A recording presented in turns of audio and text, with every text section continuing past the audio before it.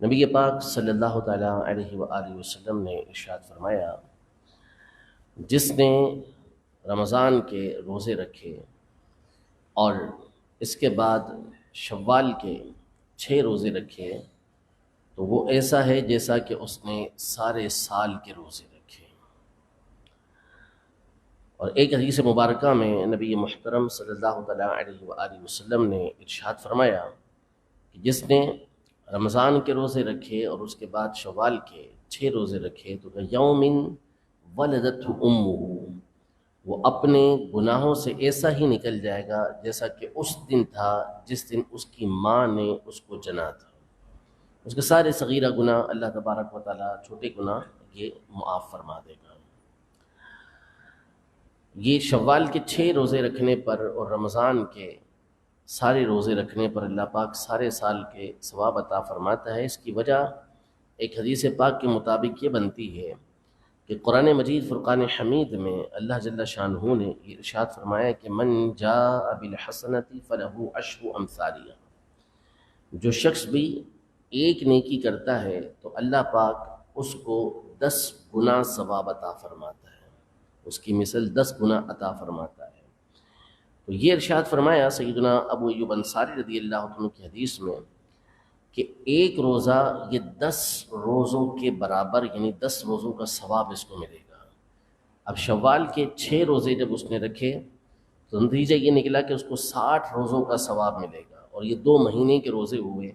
اور رمضان کے 30 روزے اس نے رکھے تو یہ 10 مہینوں کے روزے کے برابر ہوئے، اور یوں اللہ تبارک و تعالیٰ اس کو پورے سال کی عبادت کا، پورے سال کے روزوں کا ثواب عطا فرمائے گا۔ اور اس میں بہت ساری حکمتیں علماء نے بیان کی، چند ایک مسائل بھی میں آپ کے سامنے عرض کرتا ہوں اور حکمتیں بھی بیان کرتا ہوں اس کی، کہ ان روزوں کو رکھنے میں یہ فائدہ ہے کہ بندہ اس بات کا عادی بنے کہ رمضان کے علاوہ بھی کچھ نہ کچھ نوافل، کچھ نہ کچھ نفلی روزے وہ رکھنے کا عادی بن جائے۔ نبی پاک صلی اللہ تعالیٰ علیہ وآلہ وسلم کی بہت ساری احادیث طیبہ، اور خود آپ علیہ الصلوۃ والسلام کا عمل اس حوالے سے رہا کہ آپ علیہ الصلوۃ والسلام نے کئی صحابہ اکرام علیہ رضوان، جیسے سیدنا ابو ذر غفاری رضی اللہ تعالیٰ عنہ وغیرہ، ان کو اس بات کی وصیت کی، تاکید کی کہ مہینے کے اندر 3 روزے رکھیں، اور دوسری روایت میں ایام بید کے روزے رکھنے کا حکم فرمایا۔ اور ایام بید سے مراد 13، 14 اور 15 تاریخ، ہر مہینے کی 13، 14 اور 15 تاریخ اس کے روزے رکھنے کی نبی پاک صلی اللہ علیہ وسلم نے ترغیب دی، اور یہ فرمایا کہ جو یہ روزے رکھتا ہے گویا کہ وہ سارے مہینے کے روزے رکھنے والا ہے۔ وجہ یہی کہ ایک روزے کا ثواب اللہ پاک 10 گنا عطا فرمائے گا، تو گویا کہ 30 روزے ہو گئے۔ تو یوں بندے کی عادت بن جائے، شوال کے روزوں کے بعد بھی وہ کچھ نہ کچھ روزے ہر مہینے کے اندر رکھتا رہے، اللہ کی یاد اس کے دل کے اندر یہ رہے۔ اب یہاں یہ سماعت فرما لیں کہ یہ جو روزے رکھنے ہیں اس میں سب سے پہلی چیز تو یہ کہ عید الفطر کا روزہ یہ تو حرام ہے، یعنی پہلی شوال کا جو عید الفطر کا دن ہے یہ،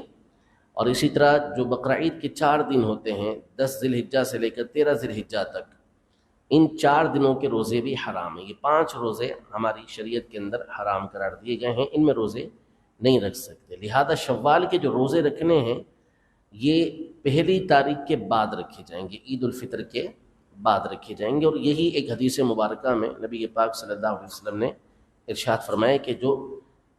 فطر کے بعد، عید الفطر کے بعد 6 روزے رکھتا ہے تو گویا کہ وہ سارے سال کے روزے رکھنے والے کی طرح ہے۔ دوسرا اس میں ایک غلط فہمی یہ ہوتی ہے، پرانی یہ چلتی بھی آ رہی ہے، کہ اس کو شش عید کے روزے اس اعتبار سے کہتے ہیں کہ دوسرے دن سے، یعنی عید کے دوسرے دن سے روزے رکھ کر مسلسل 6 روزے رکھنا یہ لازمی سمجھا جاتا ہے، کہ جو فضیلت ملے گی وہ مسلسل 6 روزے رکھیں گے تو یہ فضیلت حاصل ہوگی، تو ایسا نہیں ہے۔ یہ آپ شوال کے پورے مہینے میں جس وقت چاہیں یہ 6 روزے رکھ سکتے ہیں، بلکہ فقہاء احناف نے اپنی کتابوں میں اس بات کی صراحت کی کہ بہتر یہ ہے کہ بندہ یہ الگ الگ دنوں کے اندر روزے رکھے، 6 مسلسل نہیں رکھے، بلکہ اس کو جب 6 ہی رکھنے ہیں تو اسے چاہیے کہ پھر وہ الگ الگ دنوں کے اندر رکھے۔ جیسے مثال کے طور پر پیر اور جمعرات کو جو روزہ رکھنا ہے وہ سنت مبارکہ ہے، تو پیر کے دن ایک روزہ رکھ لیا، پھر جمعرات کو رکھ لیا، پھر پیر کو رکھ لیا، پھر جمعرات کو رکھ لیا، پھر پیر کو رکھ لیا، پھر جمعرات کو رکھ لیا، تو یہ زیادہ بہتر ہے کہ بندہ الگ الگ کر کے یہ 6 روزے رکھے۔ اسی طرح بعض خواتین ہوتی ہیں یا بعض مردوں ہی کے روزے چھوٹ جاتے ہیں کسی وجہ سے، کوئی بیماری ہو گئی، عذر ہو گیا، عورتوں کے ساتھ معاملات ہو جاتے ہیں، تو وہ اس بنیاد پر روزہ ان کو چھوڑنا پڑتا ہے، روزہ نہیں رکھ سکتی، اس کی قضا کرنا ہوتی ہے۔ تو بعض یہ نیت کرتے ہیں کہ قضا اور نفل دونوں کی ایک ساتھ نیت ہو جائے، شوال کے روزے ہوں یا شعبان کے روزے ہوں یا رجب کے روزے یہ لوگ رکھتے ہیں، تو یوں نیت کر لیتے ہیں کہ ہم اس میں قضا بھی رکھ رہے ہیں اور نفل بھی رکھ رہے ہیں، تو یہ دو نیت ایک ساتھ نہیں ہو سکتی، یا تو قضا کی نیت کرنا پڑے گی یا پھر نفل کی نیت کرنا پڑے گی، دونوں میں سے کوئی ایک نیت کر کے کہ روزہ رکھنا ہوگا، دونوں کی ملا کے نیت نہیں کی جا سکتی۔ تو اب بہتر تو یہ ہے کہ قضا کے روزے الگ رکھے اور نفل کے روزے الگ رکھے، لیکن اگر ایک ہی رکھنے ہیں تو زیادہ بہتر یہ ہے کہ پہلے قضا کو ادا کر لیں، پھر اس کے بعد یہ نفلی روزے ادا کر لیں۔ اللہ تبارک و تعالی ہم سب کو اپنی عبادت کا ذوق و شوق عطا فرمائے، اور کچھ نہ کچھ مہینے کے اندر اللہ پاک ہمیں نفلی روزے رکھنے کی بھی توفیق عطا فرمائے کہ یہ اللہ پاک کا شکر ادا کرنے اور اس کی نعمتوں کی قدر بندے کے دل کے اندر پیدا کرتا ہے۔ اور روزہ وہ انعام ہے، وہ نعمت ہے اللہ پاک کی طرف سے کہ اللہ جل شانہ نے بندے کی ہر نیکی کے لیے 1 سے لے کر 10 اور 10 سے لے کے 700 گنا تک، بلکہ بعضوں میں اس سے بھی زیادہ نیکی ثواب رکھا ہے، لیکن روزے کے بارے میں فرمایا کہ روزہ میرے لیے ہے اور اس کی جزا میں خود دوں گا۔ وہ کیا جزا اللہ پاک عطا فرمائے گا؟ بعض میں یہ فرمایا کہ اس حدیث کا مطلب یہ ہے کہ روزہ میرے لیے ہے اور اس روزے کی جزا میں خود ہوں، اس روزے کی جزا میں خود ہوں، یعنی اللہ پاک کی ذات اس کے لیے ثواب بنے گی۔ اب وہ کس انداز میں اللہ پاک اسے انعام عطا فرمائے گا اپنی ذات کا، یہ اللہ پاک ہی بہتر جاننے والا ہے۔